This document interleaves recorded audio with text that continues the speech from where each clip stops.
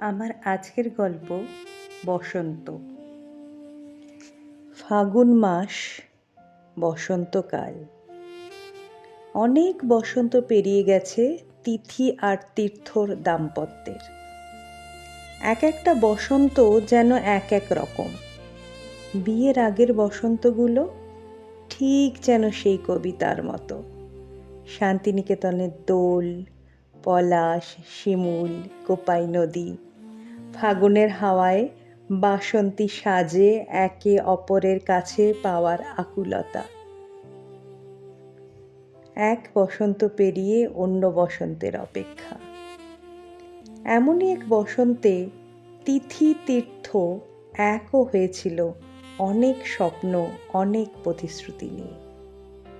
ফেব্রুয়ারি মাস, rose day, propose day, chocolate day, teddy day, promise day, hug day, kiss day, Valentine's day.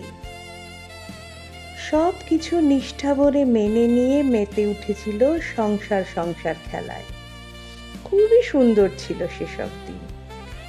আজও তারা একসাথেই আছে, আনন্দেই আছে, শুধু কিছু সংলাপ বদল হয়েছে মাত্র। কয়েকটা বসন্ত আগে তিথি সকাল হলেই গরম চায়ের কাপ নিয়ে ডাকতো, এই শুনছো, উঠে পড়ো, বেলা হয়ে গেছে। তীর্থ আদরে সোহাগে ভরিয়ে দিত তিথির সকাল। আজও তিথি চা নিয়ে ডাকে তীর্থকে, কিন্তু ওই সংলাপ বদল। এই ওঠো, চা খাও। তীর্থ গড়িমসি করে, উঠছি উঠছি বলে আবার পাশ ফিরে শোয়। মাত্র কয়েকটা বসন্ত আগে তীর্থ অফিস থেকে ফোন করে তিথিকে বলতো, আজ চলে এসো, একটা ভালো সিনেমা চলছে, ওটা দেখব। তিথিও মহা আনন্দে সেজে গুজে সময়ের অনেক আগেই পৌঁছে যেত। তিথি আবদার করে, আজ কি আমি আসবো? তীর্থ বলে, না না, আমার অনেক কাজ আছে, আজ হবে না। কিছু বসন্ত আগে অফিস থেকে ফিরে ক্লান্ত তিথি তীর্থর জন্য রকমারি খাবার বানাতো, অপেক্ষা করত সুন্দর করে সেজে। তীর্থ ঘরে ফিরেই মুগ্ধ চোখে তিথিকে দেখতো আর বলতো, এত কিছু একা হাতে সামলে রাখো কি করে তুমি? তুমি অনন্যা। এইটুকু মাত্র প্রশংসা শুনে মোমের মতো গলে যেত তিথি, বলতো, সবই তোমার জন্যে। আজও তিথি ঘরে ফিরে চেষ্টা করে অন্যরকম কিছু করার, কিন্তু পারে না। তীর্থ ফিরেই বলে, খাবার হয়েছে, খেতে দাও। তিথিও সাধারণ খাবার এগিয়ে দেয় তীর্থর দিকে। আজও একটা বসন্ত, অনেক বসন্ত পেরিয়ে আজও আবার ভ্যালেন্টাইন উইকের প্রথম দিন, রোজ ডে। তিথি আজ বড় ক্লান্ত, সারাদিন বড় কাজের চাপ গেছে। আজ কিন্তু বাইরে থেকে খাবার আনিয়ে নেব। এই বলে ক্লান্ত তিথি ঘুমিয়েই পড়ল আজ।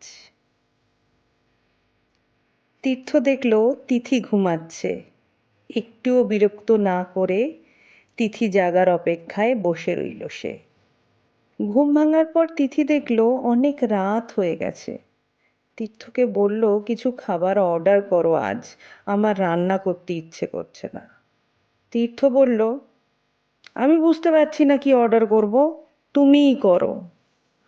হঠাৎ করেই বড় অভিমান হলো তিথির। বলল, সব সময় আমিই তো করি, তুমি কি একদিন দায়িত্ব নিয়ে কিছু করতে পারো না? কি কি বলছো? দায়িত্ব নিয়ে আমি কিছু করি না? তবে দায়িত্বটা নেয় কে?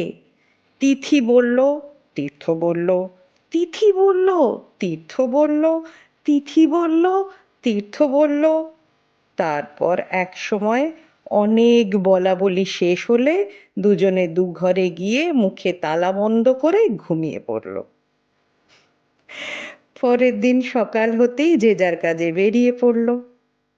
দিন যত এগোতে লাগলো দুজনের অভিমান তত কমতে লাগলো।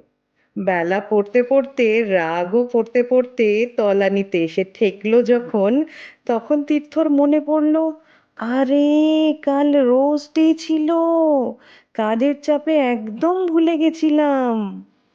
আরও মনে পড়ল তীর্থর, কাল তিথিকে নিয়ে ডাক্তারের কাছে চেক আপে যাওয়ার ছিল।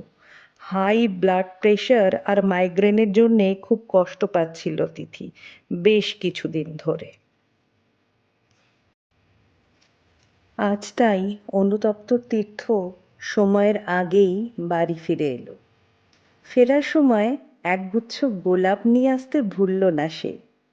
তিথির আগেই ঘরে ফিরে ঘরটা একটু সাজিয়ে ফেলল। তিথি ফেরার সাথে সাথে গোলাপ হাতে নতজানু হয়ে তার সামনে বসে পড়ে তীর্থ বলল, বিলেটেড রোজ ডে ডিয়ার। আর একটা প্রপোজালও আছে।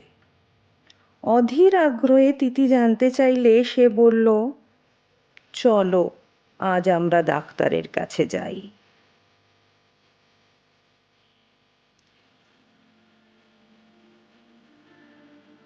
বন্ধুরা, তোমাদের বসন্তের গল্পের সাথে তিথি তীর্থের গল্পের মিল আছে কিনা কমেন্ট বক্সে জানাতে ভুলো না কিন্তু।